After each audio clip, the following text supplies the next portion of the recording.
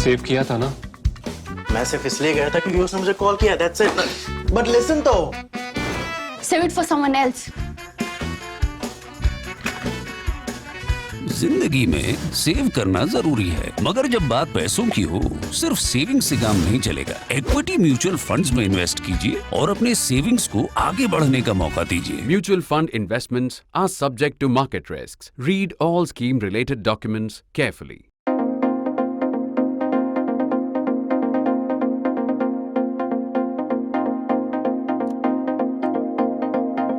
This is peak cricket season, so national interest also is not going to miss the excitement. It is talking about cricket this week. In fact, we are talking not so much about the World Cup, but we are talking about the revolution that Indian cricket has seen over the past 20 years or so. We are calling it the Blue Revolution. So stay with me as I talk about this. You can also read the text, of which I'll share a link with you with the description of this video. Before I get there, however, before I cut into the argument, once again, my time to remind you of the need for you to pay for good journalism. We do unhyphenated journalism. We are not hyphenated with the left or the right. Truth to tell, if you are hyphenated like that, at least one universe supports you. The left supports you if you are theirs, or if they see you as theirs, or the right supports you if they see you as theirs. We are, on the other hand, we do classical journalism, which is a bit like the left is sitting in its own trenches, the right is sitting in its own trenches or bunkers.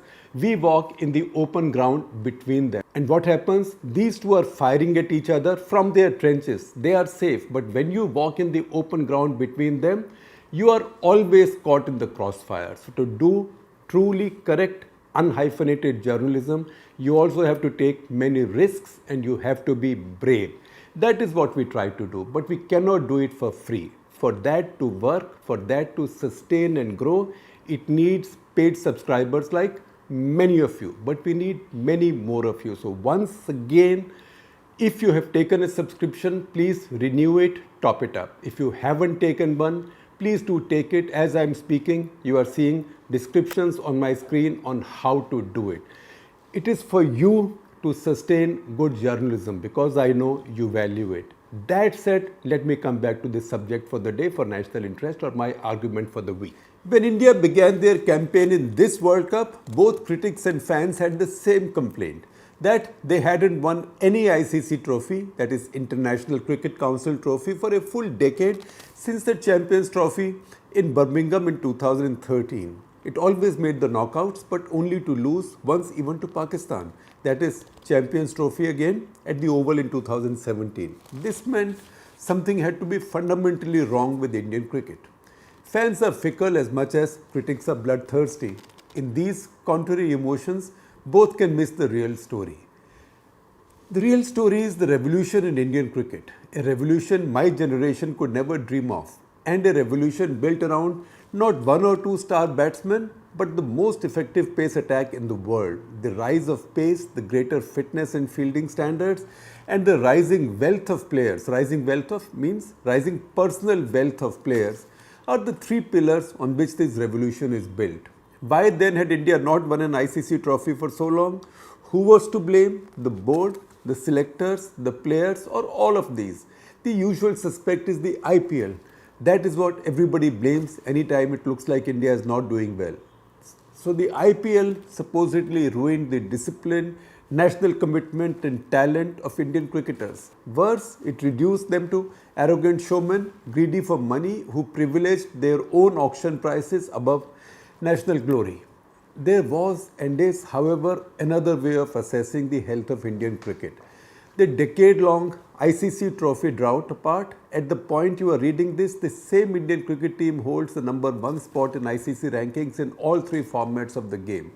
That many are skeptical of these rankings does not change the fact that they exist. The fans will only be more disappointed if these rankings are lost. Over the past 2 decades, we've progressively gotten used to ranking number one. Some data is worth checking out. For clarity, this analysis is for the past 20 years. In Test cricket, the most challenging form of the game, India first reached the number 1 spot in 2009. Since then, India have held that number 1 spot in test ranking 7 times, with these periods at the top lasting a total of 70 months or almost 6 years. Of these 70 months, 49 fell between January 2016 and January 2022, that's in 6 years. Australia pushed India to number 2 from January 22 to May 23. Then India climbed back up. India are the only team in a long time to beat the Aussies in 4 consecutive series. The last 4, that means 2 series each at home and away. Now just check this out also against India's older original test record, or how the test record has progressed. If you look at the 100 test matches, the first 100 test matches that India played between 1902 and 1967, India won just 10 and lost 40. Won 10 and lost 40. In this hoary period, we were no better than Bangladesh in the same period, in the sense that at the same level where Bangladesh was after playing their first 100 test matches, because Bangladesh out of those 100 had won only 8 test victories. Never mind in our case, in our past, the romance of Vinu Mankad, Lala Marnath, Polly Umrigar, Pankaj Roy, C.K. Naidu, Subhash Gupte, Nari Contractor, Bapu Nadkarni, Nawab of Pataudi, Chandu Borde, Salim Durrani, and so on. Our record would have been worse if South Africa weren't barred by apartheid then. In fact, for cheap thrills, I will tell you that I watched the 1969 test match between Australia and India in Delhi that India won. But besides that, India lost 3 more test matches. So India lost that series 3-1, and we felt really walloped by the Australians. Immediately after that, Australia played a series against South Africa where South Africa thrashed them. That was Ali Bakar's South African team with fantastic players. They bashed Australia as if they were a Galika team, as long as the Australians had bashed us at home. So we were lucky in that period that South Africa was not playing in the mainstream, or we were not playing South Africa, or our record might have been even worse. Then let's move on from there. In the following 25 years, that is 1967 to 1991, that winning percentage doubled, which gave us 34 wins out of 174. We were also playing more test matches. It doubled again in the following 25 years to now 39.2%, or say 39%. That is what our winning percentage became from about 10%. So Indian cricket has been improving epoch after epoch. Then check out another delicious twist. In November 2000, Saurav Ganguly, the original bad boy of our cricket, he took over as captain. In the subsequent 177 tests, our winning record improved further and losses fell. In fact, India's win record then has been in the ballpark of South Africa, in fact inching ahead and challenging Australia. It is ahead of England, Sri Lanka and Pakistan. Tests done, we come to ODIs. India became number 1 for the first time in 2013. That is just a year and a half after winning the World Cup in Mumbai. They have been ranked number 1 8 times since. That is an incredible sway over the most prolific form of the game. For some months earlier this year, Pakistan and Australia grabbed the spot from us. That was the period when the fan frustration peaked. However, we were back there soon enough as this World Cup began. We were number 1 by then. In T20 is now commercially the fastest growing format. The Indian reign may not be as consistent. It's also a newer format. Yet, it's been at the top 5 times since 2011 and now for 21 consecutive months since February 2022. It is true that a big tournament is decided on the performance on the day of the final match, when rankings do not matter. Who would know that better than India, having won their first World Cup, Lord's 1983, entirely against the form book and the run of play. There were no ICC rankings then, but nobody would doubt that Clive Lloyd's West Indies were the top team in the world by some distance. Any Indian delusions were quickly dissolved as the West Indies came for a bilateral series immediately following that World Cup final and simply destroyed India in both tests and ODIs. World cricket's pecking order has changed greatly since then. So dramatically that in this edition for the first time the West Indies failed even to qualify. While Afghanistan made waves and the Netherlands made an appearance too, returning with at least one big upset, South Africa, to their name. The other big shift is in what was always the greatest denominator of power in world cricket, fast bowling.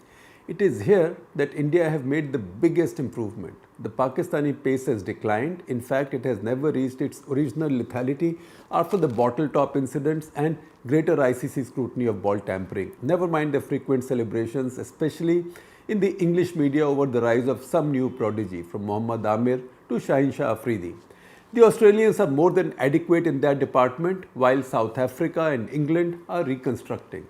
Both the talent and the depth in this department are key factors in reaching the top and staying there so often and for so long. This is an Indian success story, the Blue Revolution, we may call it. This is the story of a rise over 2 decades and no fleeting moment of glory like 1983. That is because the game in the country has seen systemic changes for the better, even as the markets for cricket have all moved here along with the center of power.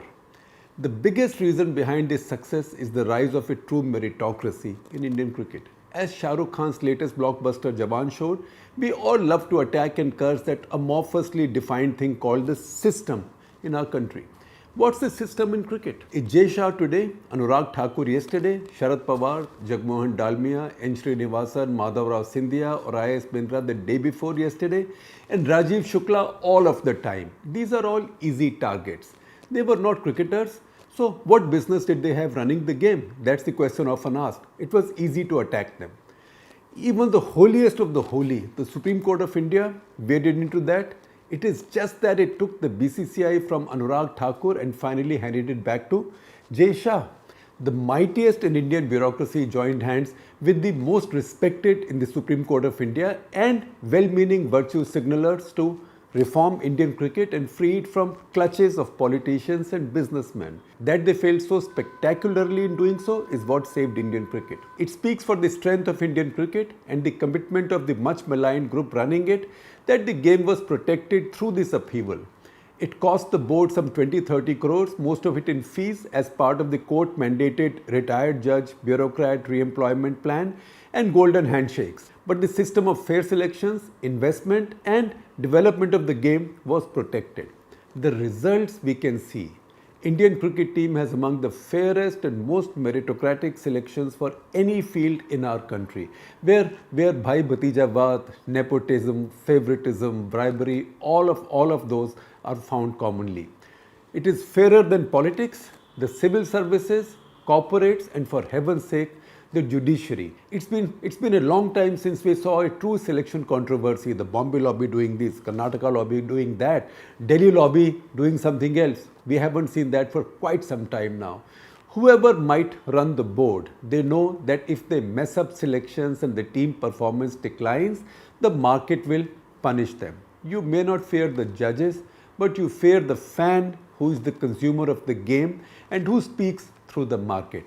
You can Google and check out the geographical, regional, religious and caste spread of this Indian squad. You will find nothing, no institution which represents the diversity of India better than this Indian team, and everybody is there on merit. Unlike South Africa, India never fell for some nonsensical proportional system or affirmative action in sport. South Africa had their own compulsions given their own unique history, so let's not go there, let's leave it there. Let's focus back on Indian cricket. It is a tribute to a system so robustly meritocratic that this team represents India's diversity better than any other institution. The Union Cabinet, our chief ministers, the civil services, the leadership of our armed forces and security agencies, the judiciary, and more than all of these are typical Indian newsroom.